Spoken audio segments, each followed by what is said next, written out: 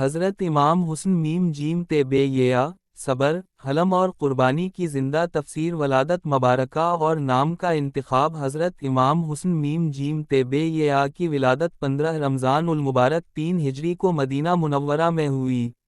الف مدہ پہ نواسا رسول، جگر گوشہ فے الف توئے میم ہے، اور شیر خدا حضرت عین لام یہ کے فرزند تھے۔ جب الف مدہ پہ دنیا میں تشریف لائے تو رسول اکرم صلی اللہ علیہ وسلم بے حد خوش ہوئے، الف مدہ پہ کو اپنی آغوش میں لیا، کان میں اذان دی، اور اللہ کے حکم سے آپ کا نام حسن رکھا۔ یہ نام اس سے پہلے عرب میں معروف نہ تھا، یہ نام خود آسمان سے آیا۔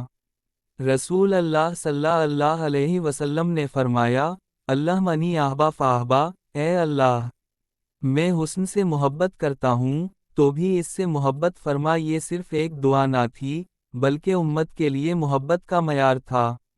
بچپن، آغوش رسالت میں تربیت امام حسین نون نے وہ بچپن پایا جو کسی اور کو نصیب نہ ہوا۔ رسول صلی اللہ علیہ وسلم کی گود، فے الف توئے میم ہے کی دعا، اور عین لام یہ کی حکمت، یہ تینوں نعمتیں ایک ساتھ ملیں۔ الف مدہ پہ نبی صلی اللہ علیہ وسلم کے کندھوں پر سوار ہوتے، مسجد نبوی میں کھیلتے، اور جب رسول صلی اللہ علیہ وسلم سجدے میں ہوتے تو الف مدہ پہ ان کی پیٹھ پر چڑھ جاتے، اور رسول صلی اللہ علیہ وسلم سجدہ طویل کر دیتے۔ یہ منظر ہمیں بتاتا ہے کہ اسلام سختی نہیں، محبت ہے۔ شکل و صورت اور اخلاق امام حسین نون شکل و صورت میں رسول صلی اللہ علیہ وسلم سے بے حد مشابہ تھے۔ چہرہ نورانی، آنکھوں میں حیا، پیشانی پر وقار، اور لبوں پر ہمیشہ مسکراہٹ۔ لیکن اصل حسن چہرے کا نہیں، کردار کا تھا۔ الف مدہ پہ حلم، بردباری، سخاوت اور معافی میں بے مثال تھے۔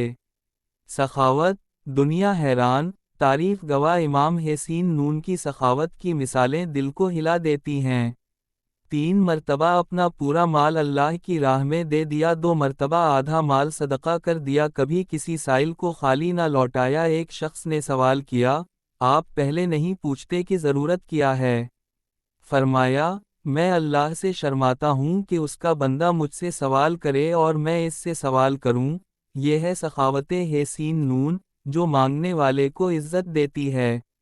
حلم اور معافی، دشمن بھی شرمندہ۔ ایک مرتبہ شام کا ایک شخص، جو اموی پروپیگنڈے سے متاثر تھا، امام حسین نون کے پاس آیا اور بدتمیزی کی۔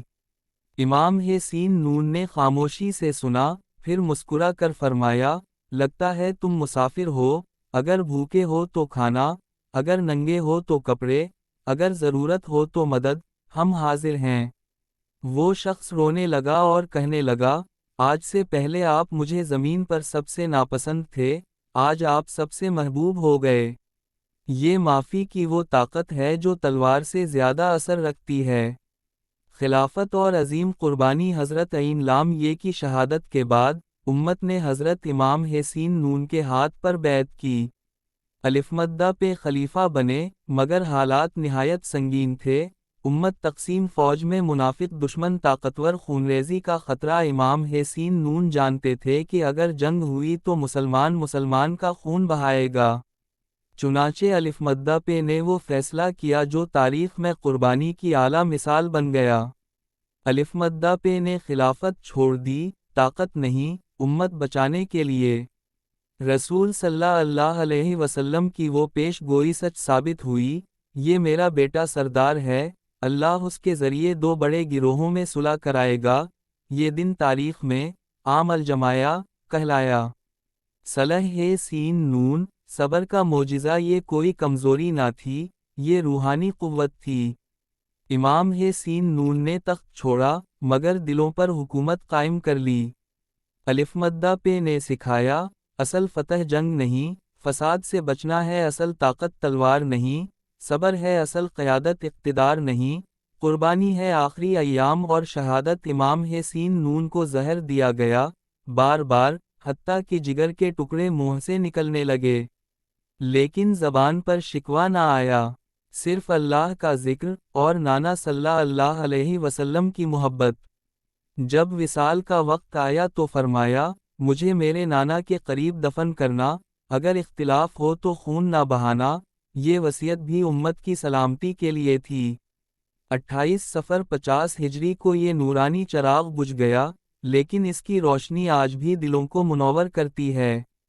امام حسین نون کا پیغام، آج کے انسان کے لیے، اگر طاقت ہو اور پھر بھی معاف کر دو تم حسنی ہو، اگر حق پر ہو اور پھر بھی صبر کرو تم حسنی ہو، اگر اپنے حق کو چھوڑ کر امت بچاؤ تم حسنی ہو، دعا یا اللہ ہمیں امام حسین نون کے حلم، صبر اور سخاوت کا ایک ذرہ عطا فرما، ہمارے دلوں کو حسنی بنا دے، اور ہمیں نبی صلی اللہ علیہ وسلم کے اہل بیت کی محبت میں زندہ اور اسی میں موت عطا فرما، آمین یا رب العالمین۔